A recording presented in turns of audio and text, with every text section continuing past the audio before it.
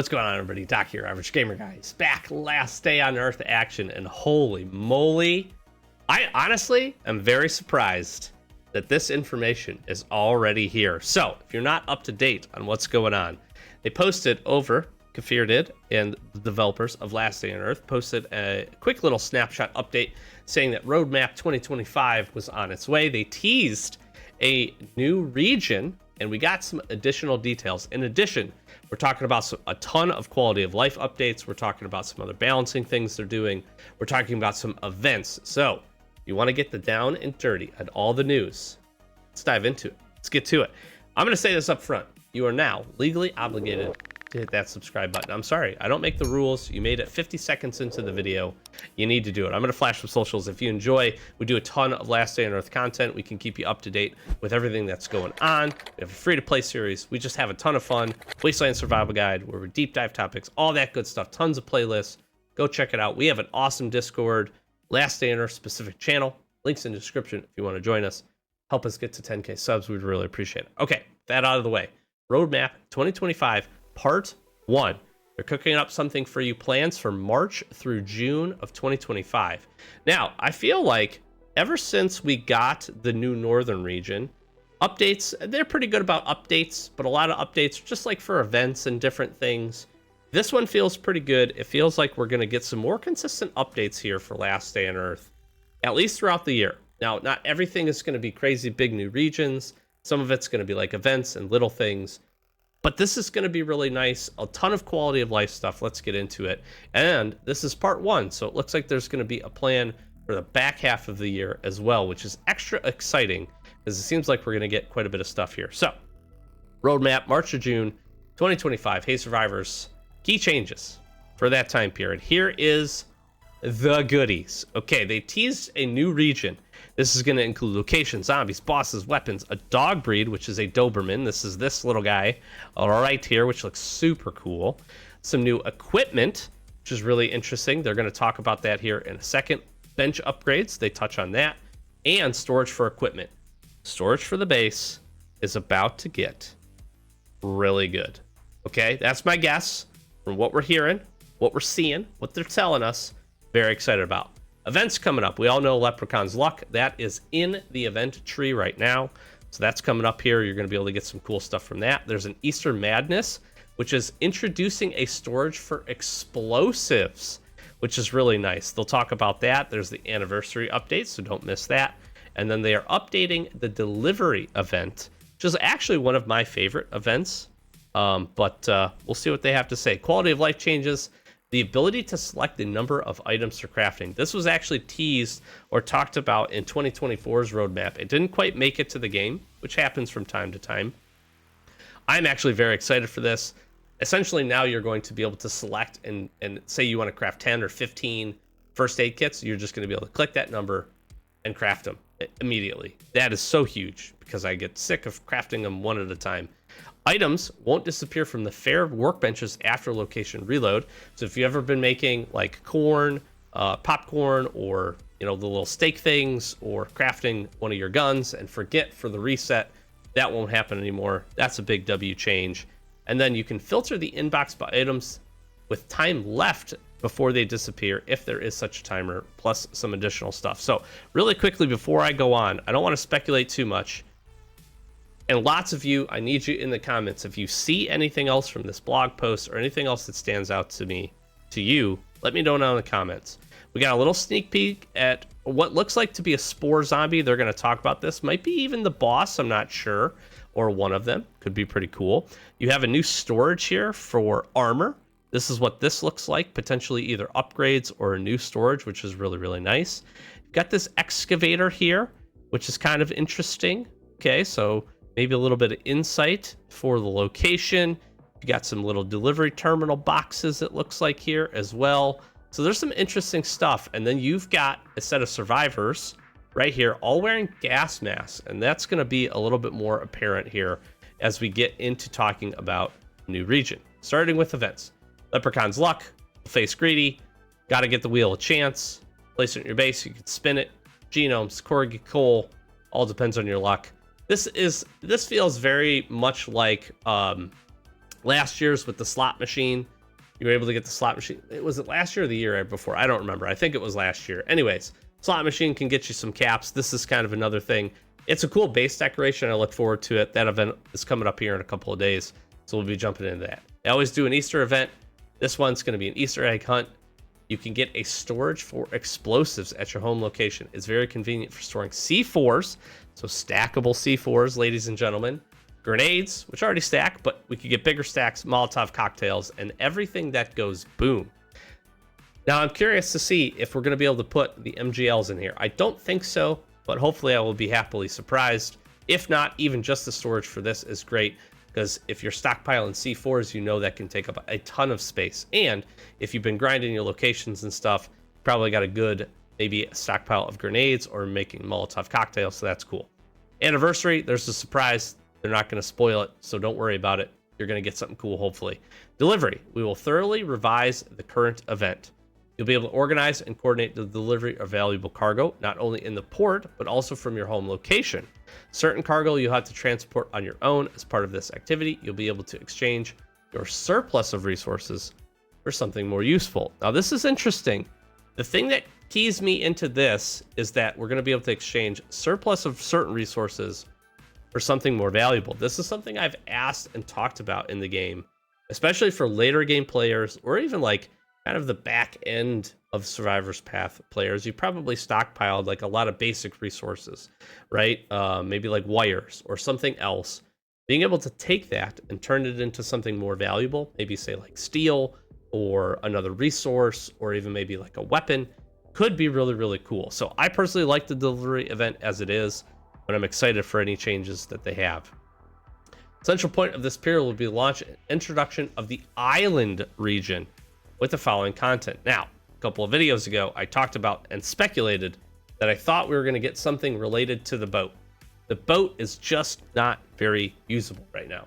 It's just not. I hate to say it. It's awesome. It's a really cool vehicle. Nobody farms Dead Island. You go, you get some sand. You go to the thing to do the lighthouse. Once you're done with that, you just don't go to those locations anymore. So I'm very happy to see this, and it feels like a really good step, right? We got the northern region now. We're kind of continuing to expand. The cool part is you can run up to the port, right? Jump on your boat and then move between the islands. Obviously, you're going to be using fuel, but I think this is going to be a good balance for transport and gas usage and all that stuff. So I like this. I'm super excited about it. Obviously, new regions, new bosses, all the stuff they talked about. It's going to be great. So they're going to revise the global map with island locations, both for existing and new. Okay, so you know what? Maybe we get to finally go to the oil rig. I don't know. Maybe we do. I don't know. We'll see. I hope so. Maybe that's where the boss is. That'd be pretty dope. It's been on the map for a while. I'd like to go there. Revised locations of the sewer and abandoned factory. Abandoned factory, I'm happy with. Personally, I don't really care for this. I always thought the sewer was fine. Thought it was a really interesting location. I feel like it fit really well with the port and all that stuff. I hope, here's my only concern with a revised sewer. It still needs to provide the value of getting the items for the boat. It's the best way to grind boat items is in the sewer. So as long as that remains, even if they change it up a little bit, or maybe make it a little bit more accessible, I don't know, I would be happy with that. So we'll have to see. New threat, spores. Spore zombies not only deal damage, but also infect you when they attack. Now this is interesting. We see this already in Port Lab. I think it's going to work the same. Some other spore zombies. So kind of continuing to kind of feed off of that. That makes a lot of sense because restless scientists have discovered a new entrance to the lab and opened something they shouldn't have. Outcome, total infection of the islands. Fate played a cruel, ironic joke on them as they tried to find a solution to the problem. They themselves become one huge problem. You got some new bosses here. Gonna need the boat. Okay, so this is gonna be kind of a mid-ish game level region, which is nice. Actually beyond the northern region, because you're gonna go to the northern region pretty quickly. So it's gonna be beyond that, which is really nice. So some later game, not quite end game, but later game content is great. Following items are going to be added to the game so that you have something to confront the challenge of the infected islands. Weapons and equipment specific to the region. That'll help you survive and fight zombies. So very much like we saw at the northern region, some introduction of some weapons. I anticipate we'll get a few additional ones. We'll see what they are. We'll see how effective they are. We'll see what kind of options we get. My hope is that we get a couple of like ranged weapons, guns, or something akin to that. And I hope we get a couple melee options as well. That would be my hope. Or maybe some new mods or something else that we can get at the locations through grinding would be really, really nice. There's going to be 2 new chapters in Survivor's Path. Special chain of tasks for those who've already completed it. So if you're like me, or your later game and you've passed the boat and gotten to, far steps, maybe you're working on your ATV, but you got your drone, you'll still be able to get some completion for those, which is really cool. New dog breed is the Doberman and equipment. You got a tactical vest.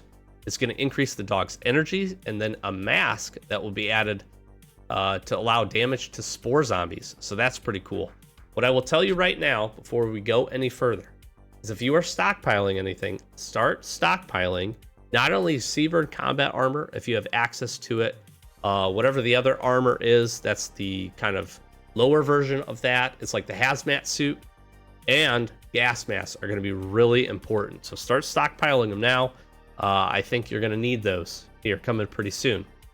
There's going to be new resources, items, and blueprints for new weapons. Now, I don't know if this means blueprints for new weapons, like blueprints to open and unlock and build the weapons like we saw at the northern region. That's how I read this. We shall see if it means more. Here's where I'm really excited.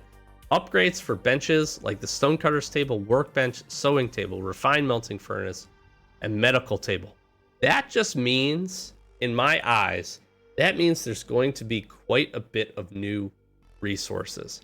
That's pretty cool. I'm actually very excited about that. There's really no reason to update the stonecutter's table unless we're going to get some type of other stone, right? Refined melting furnace. I could see this because there's probably other metals or different things that we could make, so that might make sense. Sewing table is another one, kind of making me scratch my head a little bit, but I am excited for this because I think upgrading the workbenches is just a good natural progression for the game. Expanded capacity of the fuel tank and electronics crate. Now, a lot of people complain about the fuel tank. You're doing forlorn fare right now. If you get through stage 3, you get the fuel tank. That they say, I think it helps. It's not the best crate. This being expanded would be really nice, would actually save a ton of additional space. That's cool. And the electronics crate is probably one of the best storage crates in the game, in my opinion. It's up there. Getting extra capacity in this is huge. That is so awesome. So super excited for that. That's a great quality of life. Storage for equipment. Storing armor will become more compact and convenient, and you'll be able to equip the whole set with a single button. That is just the best. That is the best. That's a great quality of life change. And we're also going to get an ore storage for convenient storing of mineral deposits. It always felt like we needed this. These couple of storage we're talking here, equipment, explosives, and ore are like the few kind of really remaining things that we need. We have specialty related storage for just about everything else. That's going to be awesome. That's going to be absolutely awesome. I'm super stoked for that. Quality of life changes. Selecting number of crafting. I already talked about that. Items in your inbox will be sorted by time. This is good just so that you don't accidentally miss something. And then items won't disappear from the fair workbenches after the location resets. Thank you for that, Kafir. That's a big one because that is a little frustrating, especially if you're crafting a weapon or some popcorn or whatever the case may be. That's the short-term plans. We'll be adding to the list as we move forward. So there is tentatively more. Content and order of the list of the items may change in the development process. Share your feedback. Go to social media pages. Join their Discord. All that good stuff. I am stoked for this. This is huge. This is absolutely huge. This is another, to think about in the course of about 6 months, we're going to get 2 new regions to the game is actually really cool. That is a much, much better cadence of updates and consistency and things to do in the game. I know for a lot of folks, even like myself, probably getting a little burned out, maybe with the northern region, just a little bit. Genomes are like, okay, you get a few of the big things, get your repair workbench and some upgrades, maybe tail off a little bit. I know I personally have.